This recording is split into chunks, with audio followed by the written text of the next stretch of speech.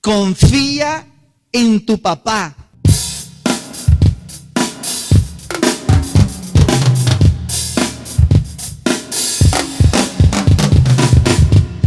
Pocas cosas son tan hermosas como encontrar a alguien confiable. Encontrar una persona, una voz, una imagen de alguien que nos pueda dar la seguridad, la confianza de que nosotros podemos entregarnos, depositar nuestra vida en alguien, es un privilegio realmente que pocas personas encontramos. Porque ciertamente una de las vergüenzas más grandes que vienen sobre los seres humanos es que regularmente nosotros encontramos que la palabra dicha a veces no es una palabra cumplida. Yo he escuchado muchas mentiras, he escuchado muchas falsas promesas, pero siempre que alguna de esas palabras o de esas falsas promesas me ha tocado, siempre se produce un sentido de decepción muy fuerte. Y como pastor yo tengo que decirles que durante estos años, las veces que más he escuchado llorar a las personas es cuando encontramos que pusimos nuestro amor, nuestra confianza, que pusimos nuestra libertad incluso en las manos de personas que no la supieron valorar. Por eso, cuando nosotros conocemos a Dios, cuando nosotros venimos a Cristo y cuando conocemos al Padre, viene sobre usted y sobre mí un alivio incomparable. Es algo muy poderoso que viene porque encontramos que a pesar de que nuestros ojos no puedan ver al Señor, en su palabra sí que podemos confiar. En sus palabras sí que podemos estar seguros de que Él, todo lo que dijo, todo lo que salió de su boca, Él lo va a hacer. Por eso la enseñanza de esta mañana se llama Confía en tu papá. Siempre que una persona se acerca a nuestro Dios, al Dios vivo y verdadero, experimenta un lamento, y es el lamento de, hombre, ¿yo por qué no busqué a Dios antes? Cuando uno genuinamente, sinceramente, se encuentra con la fe, se encuentra con el autor de la fe, con Cristo, a pesar de la edad que tenga, siempre llega esta resolución. Yo me demoré mucho para buscar a Dios, me demoré demasiado para escuchar, para confiar en Jesucristo. Lo he escuchado en personas de 50 años, pero también lo dije yo a mis 20. Dije, ¿cómo es posible que yo haya perdido tantos años de mi vida sin confiar en el Señor? Por eso es tan decisivo, tan importante aprender a escuchar sus palabras. Porque cuando tú escuchas la palabra de Dios y esa llena tu corazón, te da una certeza diferente. Si hay algo que al Señor, digamos, lo detuvo en su caminar en la tierra, fue la duda de los hombres. Un pasaje tremendo, triste, ¿no? Dice que el Señor hacía tantos milagros que no se podían contar todos los milagros y las cosas que Él hacía. Pero la palabra de Dios enseña que cuando Él fue a su ciudad, a su pueblito, dice que la gente no creía. Y decían, ¿este quién es? Yo lo conozco, ese es el hijo del carpintero. Y dice un pasaje muy como sin sal, como sin sabor, como no es amargo ni siquiera, es como insípido. La reacción que tuvieron estas personas, pues dice que el Señor no hizo allí muchos milagros. ¿Por qué? Por causa de la incredulidad de ellos. Pero confía en tu papá. Es una verdad que se establece cuando conocemos sus promesas, cuando conocemos sus palabras. Estaba en una reunión con dos personas a la que el Señor, su primer milagro fue que el Señor la sanó de cáncer. Anoche con dos personas que en momentos diferentes de su vida el Señor les sanó de cáncer. Y mientras estábamos ahí, y yo los escuchaba charlando y riéndonos y acordándonos de lo fuerte que son esos procesos, ellos expresaban que el resultado de esa sanidad tuvo que ver con una palabra que recibieron, con una palabra que les fue dicha, y aprendieron por la palabra de Dios que sí se puede confiar, que sí se puede creer, que lo único que necesito para que todo lo que hay en el cielo haga parte de mi vida es entender que Dios siempre cumple sus promesas, que Él es fiel y que cuando la palabra es lanzada, si alguien la cree y la recibe en su corazón, empieza una vida de frutos diferentes. Porque Dios habla y su palabra es perfecta, su palabra es limpia. Pero cuando yo recibo esa palabra, cuando yo la creo, como dice la parábola del sembrador, cuando cae en la tierra de mi corazón, la creo y la entiendo, eso produce algo muy, muy especial. Apocalipsis capítulo 19, verso 11, nos habla de un episodio que acontece en los últimos tiempos, en el momento en el que Cristo se revela al mundo. Cuando el Señor, dice el apóstol Juan en Apocalipsis 19:11, dice: entonces vi el cielo abierto y he aquí un caballo blanco, y el que lo montaba se llamaba. Mire que ni siquiera es una característica, es su nombre. El nombre es fiel y verdadero, y con justicia juzga y pelea. Entonces nosotros hoy por hoy como iglesia tenemos una cantidad de promesas en las cuales podemos estar seguros, podemos descansar. Y aunque nuestros ojos vean otra cosa, si la semilla de Dios y la promesa de Dios entró en nuestro corazón, ustedes pueden estar completamente seguros de que esa confianza nos va a sostener, nos va a llevar a una victoria.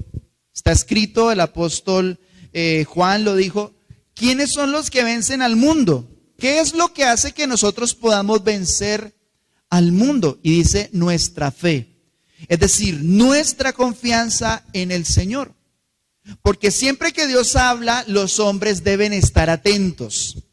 El Señor les dijo al pueblo de Israel: miren, si ustedes me desechan a mí, si ustedes me dejan a mí, entonces yo me alejo de ustedes y va a venir un juicio sobre Israel. ¿Y cuál es ese juicio? Les dijo: ustedes serán dispersados por todas las naciones, serán esclavizados, o sea, llevados en cautividad, y además ustedes van a sentirse desolados, van a ser desiertas sus ciudades. Pero al final de ese juicio, el Señor expresa también otra promesa, y es una promesa de gracia, de restauración. Les dice: miren, a pesar de que los rechacé, a pesar de que como ustedes me dejaron y me dijeron que yo no me metiera con ustedes, estoy parafraseando, ¿no? Dice: a pesar del exilio, de la dispersión, hay judíos en todo lado, ¿no? Hay judíos por todo lado. Siempre que usted en Colombia escuche a alguien con apellido Mora, Mango, con un apellido de fruta, ellos en medio de tantas persecuciones que han tenido, llegaron con esos apellidos. Y dice el Señor: después de esa cautividad los voy a perdonar, de pura gracia los voy a amar, nunca más, les prometo que nunca más me voy a enojar con ustedes, y los voy a reunir de nuevo en las naciones.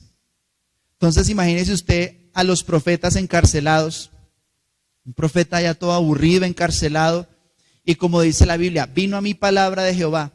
Estar uno en la cárcel, con su nación completamente regada por todo el mundo, y que el Señor le diga: mire, los voy a reunir a todos de las naciones donde se encuentren, los voy a juntar en un solo día, y ustedes van a volver a ser una nación. Resulta que esa promesa que se dijo 300 o 400 años antes de Cristo, se cumplió hace apenas unos años, después de que en la Segunda Guerra Mundial, cuando termina, la ONU, en sus primeros decretos, lo que establece es que Israel será un país. Entonces, ustedes y yo hoy podemos ser testigos de lo que se le prometió a unos profetas que estaban en la cárcel. Porque pueden pasar siglos, tal vez milenios, pero que se cumple, se cumple.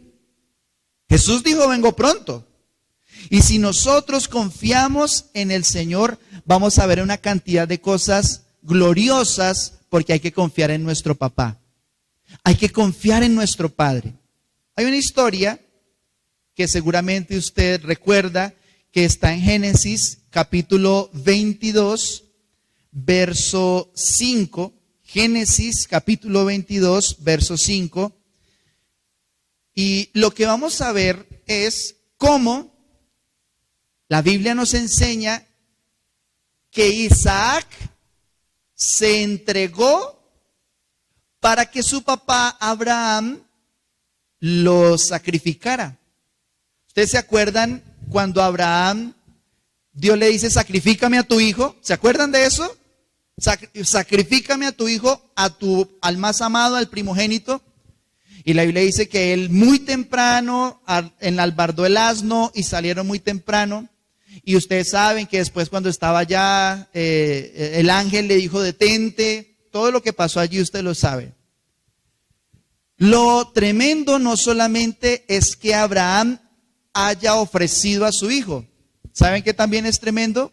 Que el hijo se haya entregado a sí mismo para que su papá lo amarrara como un corderito, para que su papá lo pusiera encima de unas ramas y de unas piedras de un altar donde se iba a encender eso en fuego, porque así eran los sacrificios. Se sacrificaba al animal, se derramaba su sangre y después se quemaba ese sacrificio, que es la paga del pecado, que es un sacrificio que en la antigüedad se hacía, digamos, para que los hombres podamos entender que siempre el pecado tiene un castigo. La paga del pecado es muerte, dice la Escritura. Pero mire lo tremendo, y es algo que usted y yo no podemos ignorar. Abraham entregó a su hijo, pero el hijo se entregó. Abraham representa a Dios Padre, Isaac representa a Dios Hijo. Porque una cosa es que el Padre entregue al Hijo, y otra cosa es que el Hijo se entregue a sí mismo. ¿Por qué se entregó Jesús? Porque confiaba, porque confía y confiará siempre en el Padre, como usted y yo podemos hacer. Pero ¿por qué se entregó Isaac? Miren la clave, Génesis 22:5. Entonces dijo Abraham a sus siervos. Esta escena, ¿dónde se desarrolla? En la base del monte Moriah, que fue donde se hizo el sacrificio. En esa base del monte Moriah que queda en Israel, llegaron Abraham, Isaac y los siervos, y también iban como con un asno, ¿cierto? Porque el camino era de 3 días. Y resulta que cuando llegaron a la base les dijo a los siervos, ustedes llegan hasta acá. O sea, los servidores llegan hasta este punto, cuídenme el asno. Y mire lo que escuchó Isaac.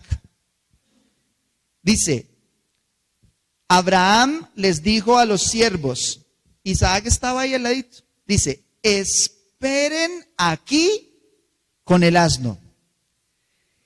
Y mire lo que dice, esto es hermoso, dice, y yo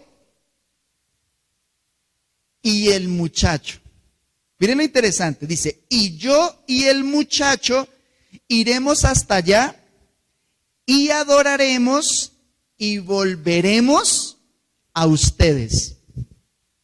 Él en la fe, Abraham en la fe, y usted lo encuentra explicado en Hebreos 11, donde dice que Abraham entregó a Isaac porque sabía que Dios aún de los muertos podía resucitarlo, pero él iba decidido a sacrificarlo. Sin embargo, dice por la fe, voy a ir con el muchacho, iremos, adoraremos y no dice voy a volver solo. Miren lo interesante. Abraham no dijo, Dios me dijo que lo sacrificara, sino, yo ya vuelvo. Además porque de pronto Isaac se le había volado, ¿no? Pero dijo, iremos hasta allá, adoraremos y volveremos a ustedes. Eso que está diciendo Abraham papá, cuando es escuchado por Isaac hijo, se convirtió en palabras en las que podía confiar. Entonces, imagínense a Abraham subiendo de la mano con Isaac, subiendo al monte, y cuando está en el monte ustedes saben la conversación, ¿no? Dicen la conversación, bueno, y no trajimos corderito, y ahora, y entonces ahí es cuando Abraham lo coge y lo amarra y lo sube en el altar y está a punto de sacrificarlo, lo que ustedes ya conocen. Pero confiar en tu papá significa que si mi papá dijo a los siervos que veníamos hasta acá, que íbamos a adorar y que volveremos, entonces yo lo creo. Mi papá dijo, volveremos. O sea que yo sé que aquí no me quedo. Yo sé que en este altar no me voy a quedar. Como cuando Jesús dice, en tus manos encomiendo mi espíritu. Esa sensación de una manera similar fue la que tuvo Isaac cuando se entregó. Porque Isaac, ¿qué palabras tenía? La única palabra que él escuchó fue, adoraremos, subiremos allá, iremos, adoraremos y volveremos. Eso es fe. Fe es cuando Abraham dice, yo sé que mi hijo va a volver. Pero fe es cuando el niño, así imagínense el niño cogido de la mano con Abraham, mi papá dijo que volveríamos, entonces yo sé que vamos a volver. Confía en tu papá. Dios juró. El Señor no solamente hizo promesas, no solamente dio palabras, sino que la Biblia nos da testimonio de que Dios juró. Ustedes se acuerdan cuando estábamos más niños, más pequeñitos, que los papás no le creían a uno que les decía, bueno, ¿quién me cogió ese billete de 2,000? Bueno, ¿se acuerdan los billetes de 20 pesos? ¿Sí? Hay algunos aquí que ya se acuerdan de los billetes de 20 pesos. ¿Quién me cogió ese billete de 20 pesos o le voy a dar con el cable de la plancha? ¿Cierto? Y uno que tenía, lo miraban siempre con sospecha. ¿Qué es lo que uno decía? No, mamá, abuelita, yo le juro, papá, le juro, miren, no me vaya a pegar, miren. Y uno hacía maromas para que le creyeran, ¿no? Y le juro y le tapo, remacho, no juego más, le aseguro y le juro. ¿Qué quiere? ¿Cómo le demuestro? Pero ¿por qué una persona jura? Una persona que jura lo hace porque está convencida, está segura de algo y tal vez la otra persona no lo está o no le cree. Miren lo que dice el libro de Hebreos en el capítulo 6, versos 13 al 19. Porque cuando Dios hizo la promesa a Abraham, no pudiendo jurar por otro mayor, juró por sí mismo. Mire lo interesante de esa palabra. Dice que Dios juró, pero como no hay nadie superior al Altísimo, entonces ¿por quién juró? Por él mismo, diciendo, de cierto te bendeciré con abundancia y te multiplicaré grandemente. Es muy terrible y muy triste nuestra condición, esa parte humana que tiende siempre a creer las malas noticias, que tiende siempre más a confiar o a creer en que lo peor está por venir, en que las cosas son muy difíciles. Por allá una gripa en China y parece que toda la humanidad se va a morir. Y todo el mundo, ay, ¿cómo así? Y ahora el del virus del mono, y ahora yo no sé qué otro virus y otra cosa sale, y todo el mundo, es más fácil en una mente caída, en una mente que no ha sido redimida por la mente de Cristo, creer lo difícil. Ve, tengo un dolor acá. Eso debe ser cáncer. Y uno, uy, pero calmémonos, ¿sí? Pero cuando una persona escucha que Dios le va a bendecir, Dios me va a bendecir a mí. ¿Me va a bendecir a mí? Y miren que es tan tremendo que el juramento que Dios hizo no es de maldición. El juramento que Dios hizo a Abraham dijo, te juro por mí mismo, es lo que dice esta palabra, te juro por mí mismo que te voy a bendecir con abundancia y te multiplicaré grandemente. ¿Por qué Abraham no tuvo temor que le hiciera o que le impidiera entregar su vida y entregar la vida de su hijo? Y se convirtió en el padre de la fe. ¿Por qué? Porque Abraham le creyó a Dios. Y eso le fue contado por justicia. Por eso dice que eso produjo algo, produjo una paciencia especial. Y habiendo esperado con paciencia, alcanzó la promesa, porque los hombres ciertamente juran por uno mayor que ellos, y para ellos el fin de toda controversia es el juramento para confirmación. Verso siguiente. Por lo cual, queriendo Dios mostrar más abundantemente a los herederos, es decir, no solo a Abraham, sino a nosotros. Queriendo Dios mostrar más abundantemente a los herederos de la promesa la inmutabilidad de su consejo, interpuso juramento, para que por dos cosas inmutables, en las cuales es imposible que Dios mienta, tengamos un fortísimo consuelo los que hemos acudido para asirnos de la esperanza puesta delante de nosotros, la cual tenemos como segura y firme ancla del alma, y que penetra hasta dentro del velo. Entonces, uno se da cuenta en el lenguaje que utilizó el escritor de esta carta a los hebreos, que todo lo que dice asegura, remacha, pone la doble, pone tranca, pone candado, bota la llave, de que las promesas de Dios tienen cumplimiento. De que las promesas de Dios son tan serias y tienen tanto peso, no solo porque Dios las dijo, sino porque Él juró por Él mismo de que cumpliría lo que dijo que iba a cumplir. Miren, mis hermanos, es muy importante que ustedes y yo entendamos, no solo lo sepamos, sino que desarrollemos una comprensión y que nuestra mente esté invadida por un principio de fe. Y ese principio es imposible que Dios mienta. Es imposible que Dios mienta. Eso no es posible. Miren, la escritura menciona que es tan radical el Señor con la verdad de sus promesas, es tan radical que no solo juró, sino que cueste lo que cueste, esa palabra va a tener cumplimiento. Cueste lo que cueste. ¿Qué dijo el Señor? Por ejemplo, dice, haré un cielo nuevo y haré una tierra nueva.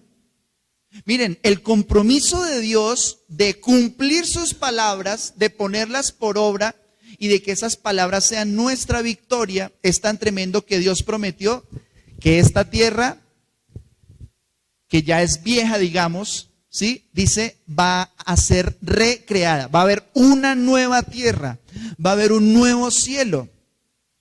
Si Dios lo prometió, si el Señor lo aseguró, es una promesa que se vuelve en un ancla firme del alma. Por eso, mis hermanos, la victoria del cristiano que madura en la fe es la victoria de aquel que sabe que es imposible que Dios mienta. Tremendo que es el Todopoderoso, pero el Todopoderoso hay cosas que no puede hacer. Deliberadamente el Señor, en su naturaleza divina, en la perfección de su persona, el Señor, también para darnos ejemplo, también porque nos ama, pero sobre todo para que estemos completamente seguros de quién es Él, no miente. No miente. Dios no miente. Y si el Señor dijo, te bendeciré, te multiplicaré, ¿qué es lo único que podía esperar Abraham? Si Dios dijo, te bendeciré, ¿qué es lo único que puede esperar Abraham? Y si Dios dijo, te multiplicaré, ¿qué es lo único que podía esperar Abraham? Bendición, multiplicación. Y esas palabras también son para nosotros. Amén. Pero Dios tuvo que jurar. No solo Dios juró, Dios tuvo que jurar.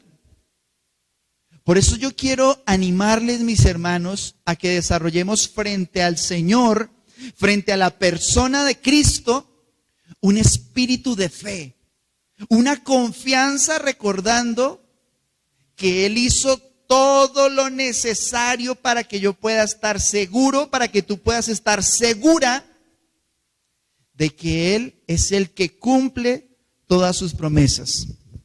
Una expresión que siempre me causa curiosidad en la Biblia es cuando Jesús dice, en el español se tradujo, de cierto te digo. Cuando el Señor asegura que asegura algo, cuando ustedes lean sus Biblias van a encontrar, la han encontrado, la expresión amén, amén, legoum, en el griego original. Amén, amén, legoum. La expresión amén significa eso tiene la firma, eso tiene seguridad, eso es cierto que es cierto. Entonces, la Biblia menciona que cuando Moisés estaba leyendo la ley, el pueblo debía decir amén. Mire lo que dice la Biblia, ojo con esto. Imagínese esta historia.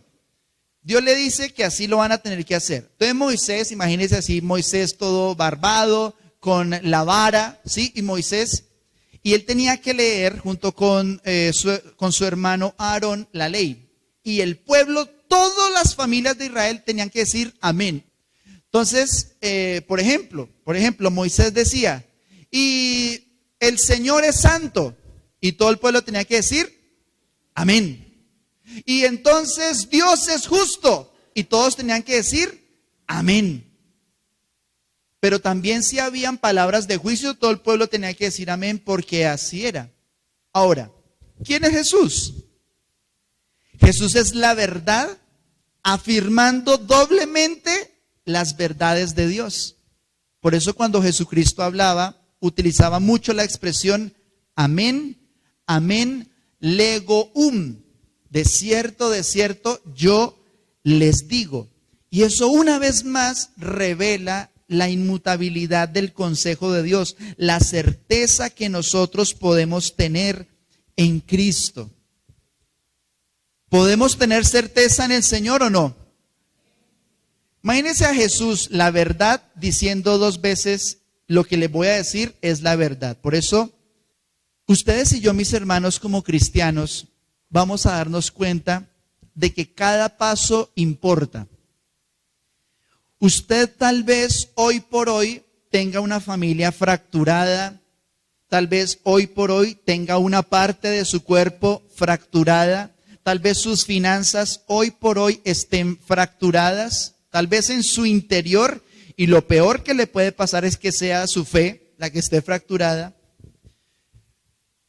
Pero si usted está para salvación, usted va a entender junto con nosotros que cada paso importa. Que hoy estoy aquí, hoy estoy en un valle. La Biblia describe que es como un valle de sombra de muerte. Pero dice la Escritura, todo valle será alzado. O sea, toda depresión, toda soledad, tristeza, amargura, por el poder de Dios y de sus promesas, será levantado. Pero también dice, todo monte, dice, toda montaña será reducida. Queriendo decir también que todo orgullo, toda altivez, todo exceso, todo exabrupto del alma humana va también a ser reducida. Tal vez tienes problemas con tus hijos, con tus padres, no sé, algo no camina en el trabajo, tu salud está como encendiendo ese bombillito rojo. Pero siempre que tú confíes en Él, Él hace. Siempre que descanses en sus palabras, vas a descubrir lo precioso que es que en cada paso del camino yo puedo confiar en Él. Tú puedes confiar en Dios en cada parte del camino. Si confiaste antes de casarte, si confías durante la ceremonia, si confías en la luna de miel, si confías en el momento en que llega el primer hijo, si confías en la crisis, en cada paso que das del camino, aún en las pérdidas, tú puedes confiar porque cada paso es importante para Dios. Y si tú incluyes al Señor en cada paso, siempre vas a tener una victoria sobrenatural en Él. Porque cada palabra importa. Cada palabra que sale de la boca de Dios es importante y no podemos ignorarla. Cuando usted escuche que el Espíritu Santo le está hablando a través de las Escrituras, recuerde que cada detalle es importante. ¿Qué fue lo que escuchó Isaac? Mi papá dijo, iremos, adoraremos y volveremos. Mire, si usted recibe estas palabras cuando usted esté llorando con su fe tal vez quebrantada, usted acuérdese de estas palabras. Isaac dijo, iremos, adoraremos y volveremos. Entonces usted puede sentir que su papá Abraham le está amarrando las manos. Usted puede sentir que su papá Abraham lo está poniendo encima de un altar de sacrificio y lo que viene es muerte y una inmolación. Pero aún amarrado a Isaac, nunca se le olvidaron esas palabras, porque fueron las que le permitieron soportar con paciencia la entrega. Iremos, adoraremos, pero no se te olvide, cada palabra importa de las promesas de Dios. Dice Números, capítulo 23, verso 19, Dios no es hombre para que mienta, ni hijo de hombre para que se arrepienta. Y dijo, y no hará, habló, y no lo ejecutará. Usted va a encontrar una de las expresiones que más dijo Jesús para reforzar la verdad de las promesas de Dios. Él decía, esto lo hago para que se cumpla la palabra que dijo tal profeta. Esto tiene que suceder así para que se haga toda justicia. Esto tiene que suceder así porque Dios prometió y como el Hijo vino a cumplir las promesas. Entonces, mis hermanos, dice que Dios no es hombre para que mienta, porque aunque en la naturaleza humana, que ha sido, insisto, caída, que no conserva la mente de Cristo, siempre hay dudas, siempre hay desconfianzas. Y se encontró Pedro con Jesús. Pedro y Jesús se encuentran. La verdad con un hombre con fe. Se encuentran Pedro y Jesús. Y cuando reluce que la verdad camina sobre las aguas, la duda empezó a hundirse. Pero Jesús le dice, hombre de poca fe, ¿por qué dudaste? ¿Por qué dudaste? Esto es lo que dice este pasaje. Dios no es hombre para que mienta. La fe es tan hermosa que es creerle a alguien que nunca dice mentiras. Eso es la vida cristiana. Creerle a alguien que nunca dice mentiras. Y si Él dijo que el espíritu que Él nos dio es un espíritu de poder y que nos levantará de entre los muertos, ¿qué confianza tenemos nosotros? Que ni siquiera la muerte puede detener a los hijos de Dios. Amén. Él dijo y no hará, habló y no lo ejecutará. Hay promesas de Dios que son absolutas. Las promesas de Dios que son absolutas son las que Él dijo y no depende de nosotros su cumplimiento. Por ejemplo, dijo el Señor, derramaré de mi espíritu sobre mi pueblo, sobre toda carne, derramaré de mi espíritu. Esa es una promesa absoluta. Pero también hay promesas con participación. Y en esas también hay que estar muy atentos. Porque cuando Dios le dijo a Abraham, te bendeciré y te multiplicaré, fue incondicional, te voy a bendecir. Pero hay promesas que necesitan de la participación. Y dice algunas promesas que usted no puede perder de vista sobre esto. Juan, capítulo 3, verso 36. Juan 3, 36. Ojo con esta promesa condicional. Dice, el que cree en el Hijo tiene vida eterna. ¿Cuál es la condición para alcanzar la vida eterna? Si alguien le pregunta a usted en su casa, venga, ustedes hablan de vida eterna, ¿quién se gana la vida eterna? ¿Cuál es la respuesta? El que cree en el Hijo tiene vida. Y hay gente que responde, hasta que usted no deje esa otra vieja que tiene, hasta que usted no deje de fumar, hasta que usted no se porte bien, es que usted dice mucha grosería, usted va para el infierno. Yo pregunto, ¿esa era la respuesta correcta? Entonces, ¿por qué ponemos la moralidad de un hombre como la condición de Dios? La única condición de Dios expresada aquí es creer. ¿En quién? El que cree en el Hijo tiene vida eterna. Pero el que rehúsa creer en el Hijo no verá la vida, sino que la ira de Dios está sobre él. Marcos 9:23. Jesús le dijo, si puedes creer al que cree, todo le es posible. Yo pregunto una vez más, ¿para quiénes es que todo es posible? Esa es una promesa condicional. ¿Para todos? ¿Para quién? Para el que cree. Y usted se llena de Cristo y usted se llena de desafíos de fe.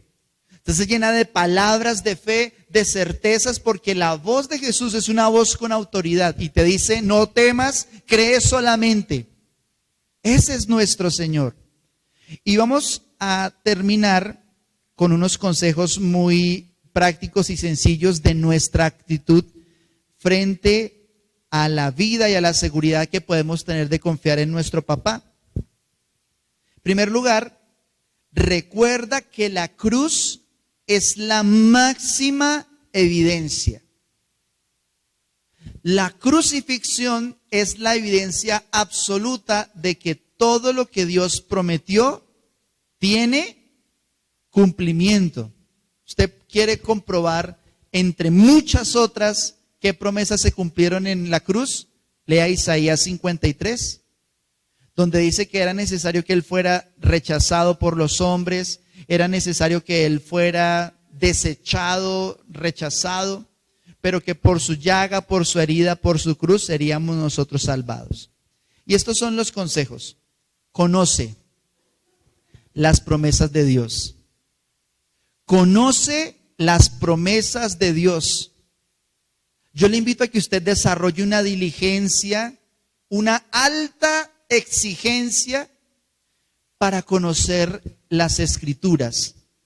Conozca las promesas de Dios. No se conforme, mis hermanos, con el domingo, que usted escucha aquí algunos versículos y leemos y tratamos de exponer algunas veces bien, otras veces torpemente, lo que son las promesas de Dios. No se quede solo con los miércoles, no se quede solamente con la predicación que usted escuchó. Desarrolle una sed por la palabra. Porque si es imposible que Dios menta, ¿yo qué tengo que hacer? Conocer qué fue lo que Él dijo.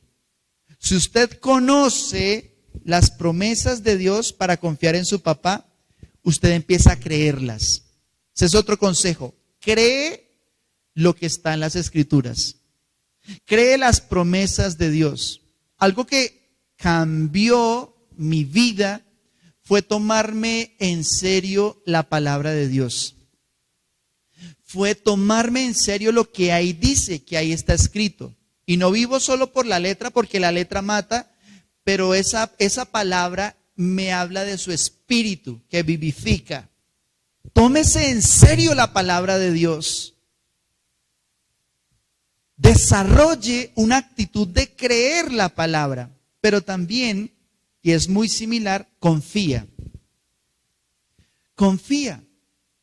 Es decir, ¿qué significa confianza para Isaac? Dejarse amarrar, subir hasta el monte y montarse en ese altar del que hablábamos al principio. Confiar es, ante toda evidencia contraria, yo sé que Dios va a cumplir su palabra, porque Él no miente. Él no miente. Si usted recibió una palabra y la creyó de que Dios le ha sanado, créala. Créala y confíe. La confianza es algo que sucede cuando uno tiene un buen papá. El papá le dice a uno, espere mi hijo, ya vuelvo, y vuelve. Por eso el papel de los papás es tan importante. Pero además, el último consejo es, espera. Aprende a esperar en Dios. Aprende a esperar en sus promesas. No solo esperar porque sí, no, yo sé que por aquí va a pasar el bus, me van a recoger, yo sé, pero no decía que el bus iba a venir por ti. Entonces, confiar en el corazón desarrolla una espera.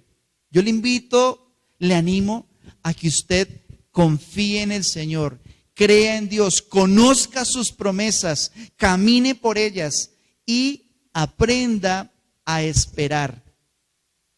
Aprenda a esperar. Usted puede agarrar de una promesa. Por ejemplo, dice la Escritura, Él es el que hace que el corazón de los padres se vuelva al corazón de los hijos y que el corazón de los hijos se vuelva al corazón de los padres. Pero tal vez usted solo ve una hija rebelde. Tal vez usted solo ve un hijo rebelde. Pero si usted lo cree y usted empieza a nutrir esa fe con otras palabras como el amor, la confianza, la seguridad, usted va a ver cómo su hija va a volver llorando a pedirle perdón. Usted va a ver cómo su mamá, que solo traía juicio, que su papá, que nunca le prestó atención, en el momento menos indicado por esa espera, va a cumplir una promesa que Dios hizo. Entonces, mis hermanos, oiremos a Jesús. Por eso yo les invito a que oremos, porque en Dios se puede confiar. Amén. Confía en tu papá.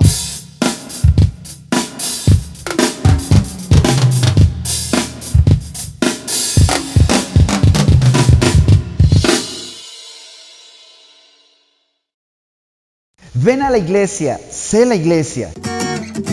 Te invito para que este y todos los domingos, a partir de las 10 de la mañana, nos acompañes en un tiempo especial junto a nuestro Señor Jesucristo. Recuerda, somos familia. Nos llamó el Señor a vivir y a estar juntos. Somos iglesia, somos su cuerpo y vivimos para Él. Por eso somos la Gran Comisión. Dios te bendiga, te esperamos.